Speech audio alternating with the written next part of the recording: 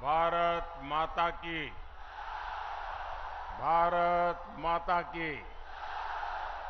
भारत माता की। जय माई पूर्ण देवी। बिशहरी माई की जय। मैं भक्त प्रहलाद और महर्षि मेही बाबा की इस पावन धरती को नमन करता हूं।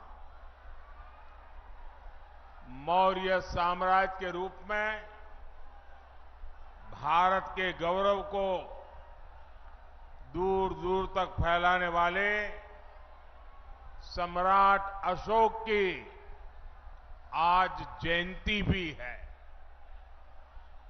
उनसे प्रेरणा लेने वाले बड़ी संख्या में लोग आज भाजपा को अपना आशीर्वाद देने आए हैं।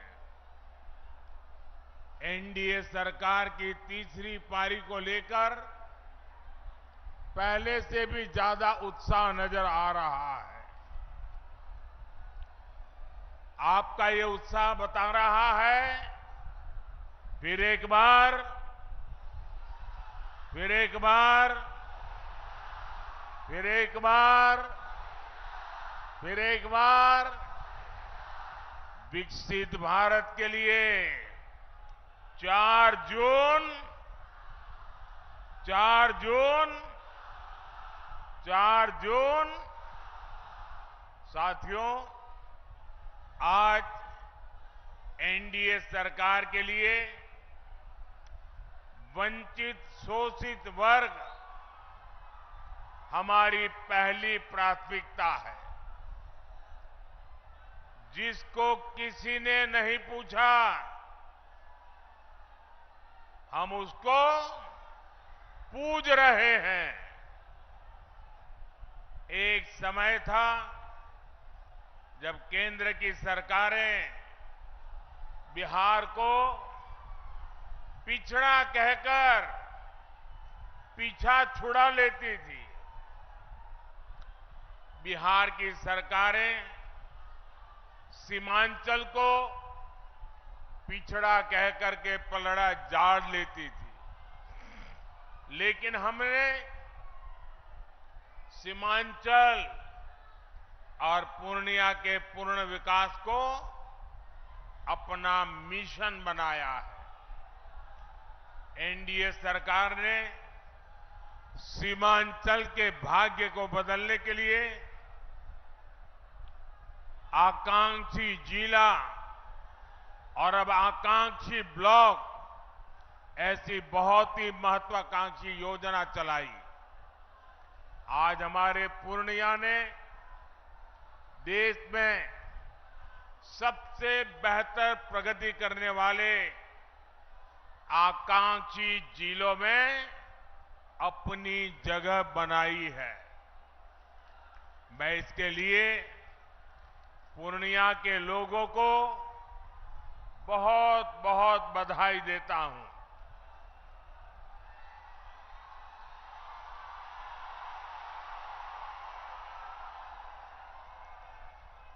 साथियों, आपका उत्साह अद्भुत है।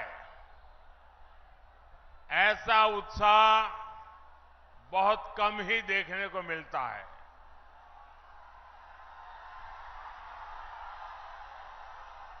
लेकिन अगर आपका उत्साह मेरी आवाज पहुंचने ही नहीं देगा तो फिर इस सभा का फायदा क्या होगा। तो मेरी बात वहां बैठे लोग सुन सके, इसलिए मेरी आपसे प्रार्थना है कि आपके नारे, आपके उत्साह को थोड़ा नीचे करें तो अच्छा होगा। करेंगे मेरी बात को? मेरी बात को मानेंगे? पक्का मानेंगे?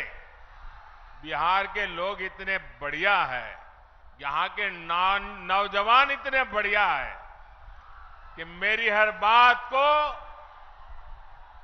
स्वीकार करते हैं। ये मेरा सौभाग्य है। साथियों, बिहार और पूर्णिया के पास सामर्थ्य की कभी कमी नहीं थी। हमारे बिहार का किसान भरपूर मक्का उत्पादन करता है। बिहार में जूट और मखाने की खेती भी खूब होती है। पिछले 10 वर्षों में हमने जूट की एमएसपी को बढ़ाकर 2 गुना किया है। बिहार का 20% मखाना अकेले पूर्णिया के किसान ही पैदा करते हैं। हमने आपके इस सामर्थ्य को प्रोत्साहन दिया। नतीजा ये हुआ कि आपने मखाना के सीड प्रोडक्शन को करीब 2 गुना कर दिया। आज एनडीए सरकार मखाने को सुपर फूड के रूप में प्रमोट कर रही है। मोटे अनाज यानी श्री अन्न की तो मोदी ने पूरी दुनिया में मार्केटिंग की है। आपने G20 में देखा होगा, मोदी ने दुनिया के बड़े बड़े राष्ट्रपति, प्रधानमंत्री को श्री अन्न मोटा अनाज खिलाया। कहा कि हमारे छोटे किसानों की मेहनत है इसमें। अब मोटा अनाज गरीब का खाना नहीं, अमीरों का खाना बन रहा है। इसका फायदा सीधे हमारे किसानों तक पहुंच रहा है। मक्के को भी मुनाफे की फसल बनाने के लिए हमारी सरकार ने एमएसपी पर खरीद बढ़ाई और अब तो मक्के से एथेनॉल भी बनाया जा रहा है। देश का पहला, पूरे भारत का पहला ग्रीनफील्ड एथेनॉल प्लांट पूर्णिया में लगाया गया है। हमारे नीतीश जी ने ही इसका उद्घाटन किया था। साथियों, कृषि और उद्योग के इन अवसरों को गति देने के लिए पूर्णिया में रेल और रोड के इंफ्रास्ट्रक्चर को भी आधुनिक बनाया जा रहा है। कुछ समय पहले ही मैंने कटिहार जोगबानी रेल सेक्शन के विद्युतीकरण लोकार्पण किया था। हमारी सरकार सीमांचल में अच्छी सड़कों का निर्माण भी करवा रही है और अब तो वो दिन दूर नहीं जब पूर्णिया में हवाई जहाज भी उतरेगी।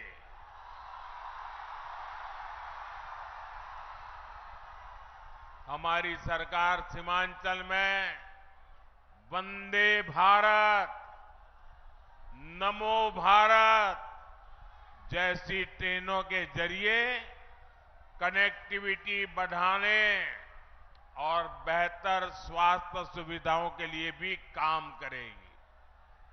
साथियों, मोदी के लिए आपके सपने ही मोदी का संकल्प है।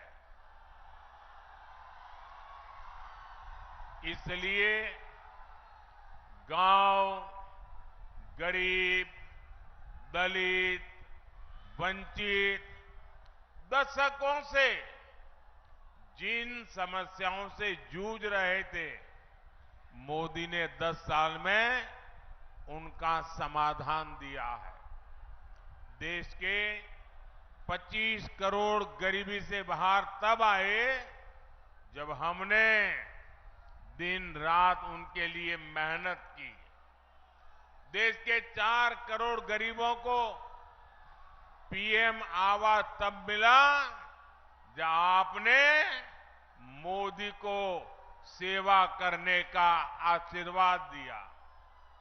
देश के 50 करोड़ से ज्यादा दलितों, वंचितों, गरीबों का बैंक में खाता तब खुला जब आपने मोदी को आशीर्वाद देकर के सेवा करने का मौका दिया। करोड़ों माताओं बहनों को चूल्हे के धुएं से मुक्ति तब मिली जब मोदी ने उज्ज्वला सिलेंडर देकर उनकी सूद ली। देश के 11 करोड़ परिवारों तक पहली बार पाइप से पानी तब पहुंचा जब मोदी ने हर घर जल को अपना मिशन बनाया। आज 11 करोड़ छोटे किसानों के खातों में किसान सम्मान निधि भी एनडीए सरकार ही भेज रही है। इन योजनाओं का बहुत बड़ा लाभ हमारे ततमा समाज, महलदार समाज और ऋषिदेव समाज के मेरे परिजनों को भी हुआ है। लेकिन साथियों, मोदी इतने से संतुष्ट नहीं है। जो काम हुआ है ना, वो तो ट्रेलर है, ट्रेलर।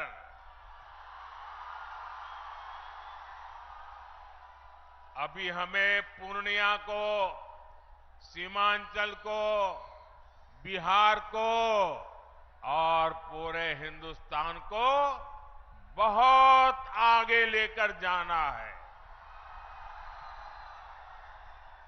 कई बार लोग पूछते हैं कि मोदी के लिए समाज के आखिरी पायदान पर खड़ा व्यक्ति, हमारा दलित, पिछड़ा, आदिवासी, ये इतनी प्राथमिकता क्यों है? ये समाज मोदी की प्राथमिकता इसलिए है क्योंकि यही समाज सबसे ज्यादा गरीबी से प्रभावित है और मोदी गरीबी से ही निकलकर आपके बीच आया है। मोदी के ऊपर अपने इस समाज का, बाबा साहब का और उनके संविधान का बहुत बड़ा कर्ज है। इसलिए हमारी सरकार ने संविधान को एक श्रद्धा का स्थान मिले, संविधान को आस्था का स्थान मिले, संविधान के प्रति देश का प्रत्येक व्यक्ति समर्पित हो, संविधान की भावना को हर देशवासी तक पहुंचाने के लिए लगातार काम किया है।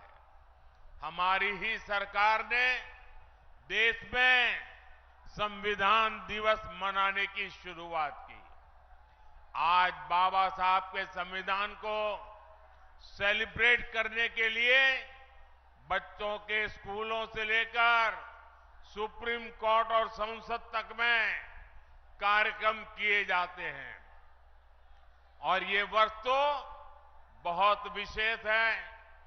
इस साल संविधान के 75 वर्ष की शुरुआत हो रही है।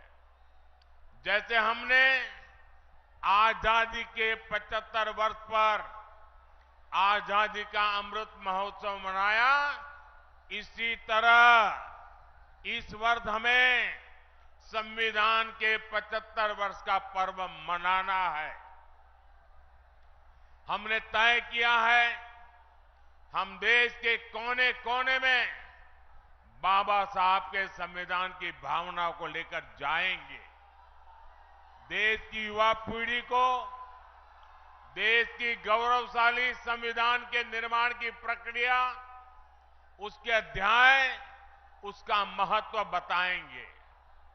लेकिन दूसरी तरफ वो लोग हैं जिन्होंने आपातकाल में संविधान को रद्द करने, संविधान को बंधक बनाने और संविधान को तोड़ने मरोड़ने का काम किया था।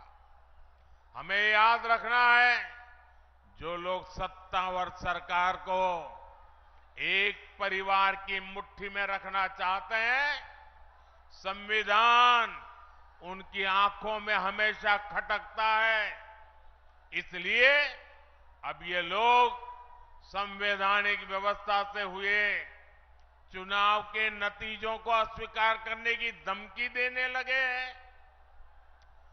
लेकिन इनके मंसूबे कामयाब न हो, संविधान दलित, पिछड़ा, आदिवासी की ताकत बना रहे, इसके लिए हमें एकजुट होकर साथ खड़े रहना है। साथियों, अगले 5 वर्षों के कामकाज के लिए बीजेपी ने अपना संकल्प पत्र जारी किया है। इस संकल्प पत्र में मोदी ने गारंटी दी है,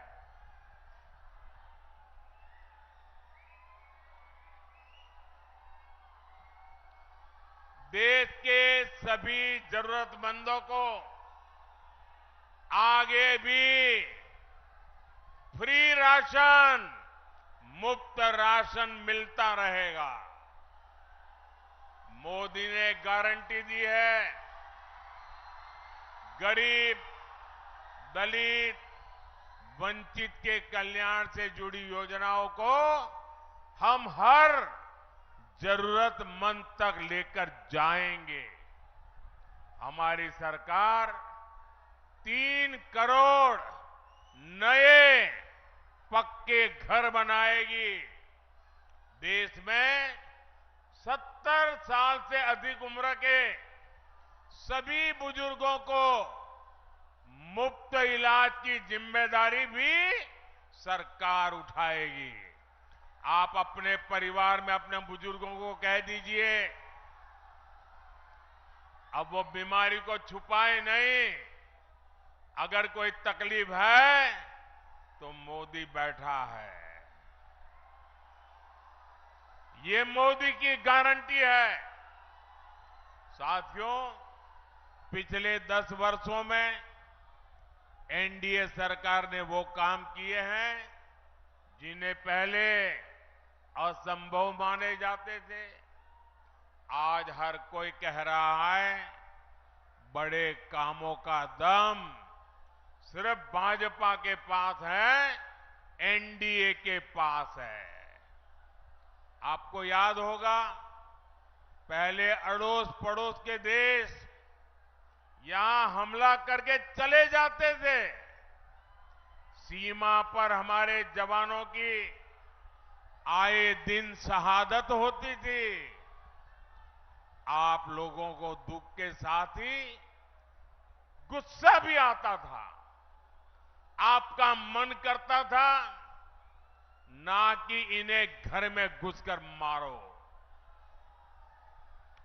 मोदी ने आपकी इच्छा का पालन किया और इसका नतीजा क्या हुआ? जो देश हमें आंखें दिखाता था, वो कटोरा लेकर के भटक रहा है।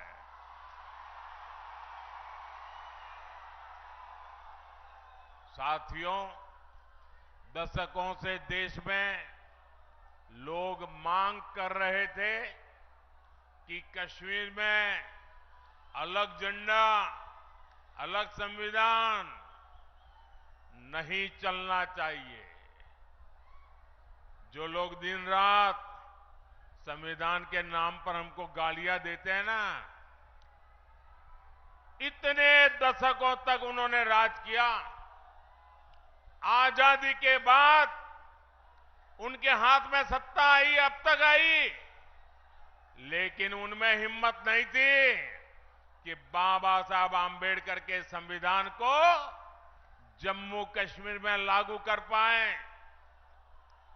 बाबा साहब का संविधान वहां लागू नहीं होता था।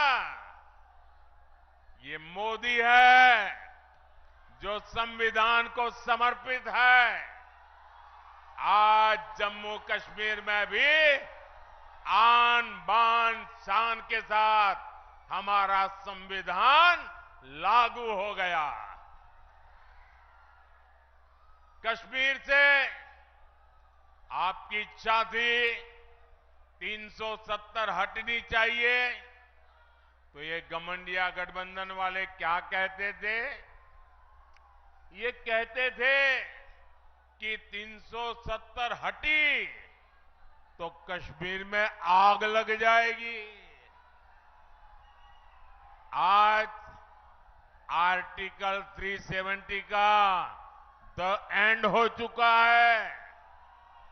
अगर कश्मीर में नहीं, भारत को बांटने वालों के मंसूबों में जलन हो रही है, आग लगी है। साथियों, कल रामनवमी का पवित्र त्योहार भी है।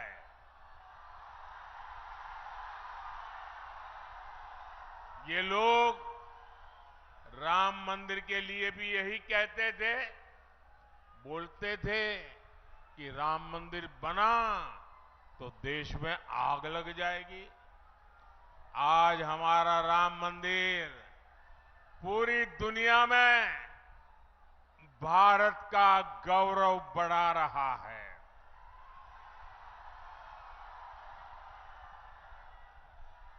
अब कुंठा में गिरे ये कांग्रेस के लोग, घमंडिया गठबंधन के लोग राम मंदिर का अपमान कर रहे हैं।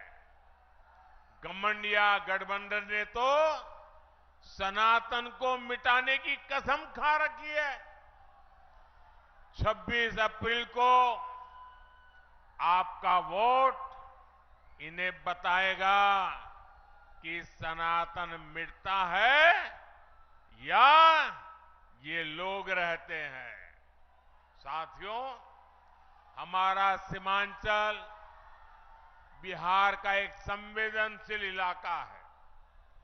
वोट बैंक की राजनीति करने वालों ने पूर्णिया और सीमांचल को अवैध घुसपैठ का ठिकाना बनाकर यहां की सुरक्षा को दांव पर लगाया है।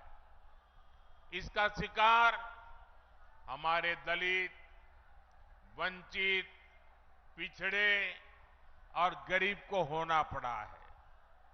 हमारे दलित भाइयों के घरों तक को जलाया गया था। लेकिन मैं आपको आश्वासन देना चाहता हूं, देश की सुरक्षा से खिलवाड़ करने वाला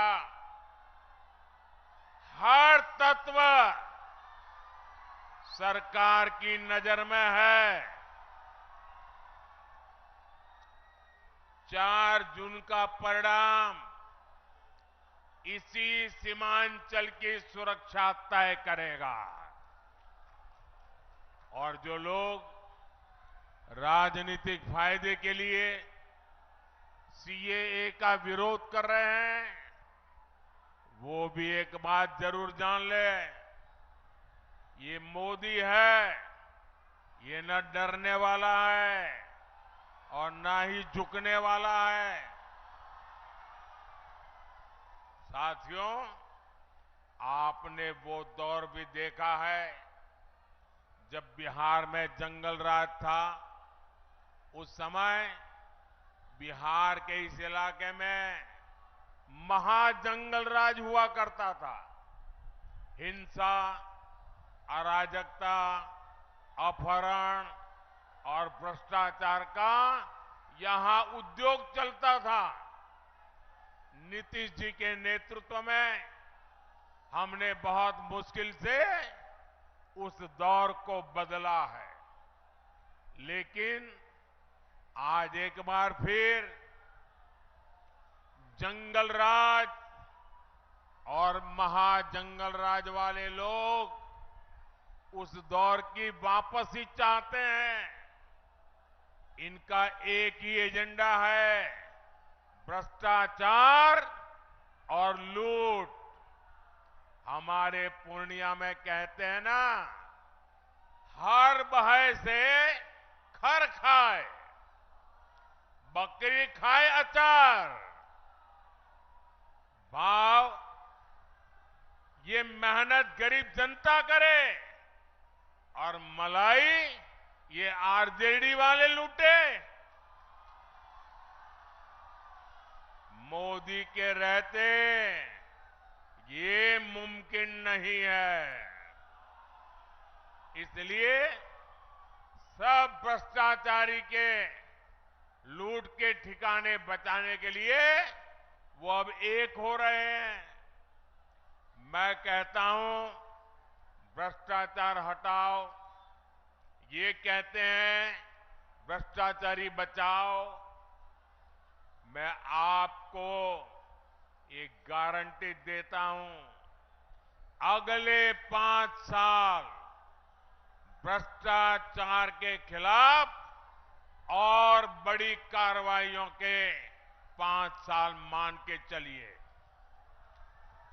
साथियों, पूर्णिया से एनडीए उम्मीदवार श्री संतोष कुमार जी और कटिहार से दुलाल चंद्र गोस्वामी जी ये हमारे प्रत्याशी है। 26 अप्रैल को आपको इसी उत्साह के साथ इन्हें वोट करना है। पूर्णिया और कटिहार से जीत का रिकॉर्ड बनाना चाहिए। बनाओगे? घर घर जाओगे? पोलिंग बूथ जीतोगे? पोलिंग बूथ जीतना है, जीतोगे? हर पोलिंग बूथ जीतना है, जीतोगे? अच्छा, मेरा एक और काम करोगे? मेरा एक काम करोगे? करोगे क्या? ये मेरा काम है, करोगे? देखिए, यहां से जाने के बाद घर घर जाइए और जाकर के सबसे कहिए कि हमारे मोदी जी आए थे, उन्होंने आपको प्रणाम कहा है। मेरा प्रणाम पहुंचा दोगे? देखिए, मेरा प्रणाम पहुंचेगा तो सभी परिवार के लोग मुझे आशीर्वाद देंगे। और जब परिवार के बुजुर्गों का आशीर्वाद मिलता है ना, तो नई ऊर्जा मिलती है, नई शक्ति मिलती है और मैं उसके लिए दौड़ता रहूंगा, आपके लिए दौड़ता रहूंगा। और पहले ही मैंने कहा था, मेरा पल पल आपके नाम, मेरा पल पल देश के नाम। और इसलिए मेरा संकल्प है 24/7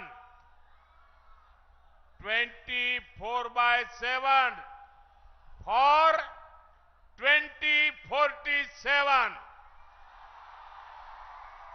विकसित भारत के संकल्प को पूरा करने के लिए 24/7 हर पल आपका। मेरे साथ बोलिए, भारत माता की, भारत माता की, भारत माता की। बहुत बहुत धन्यवाद।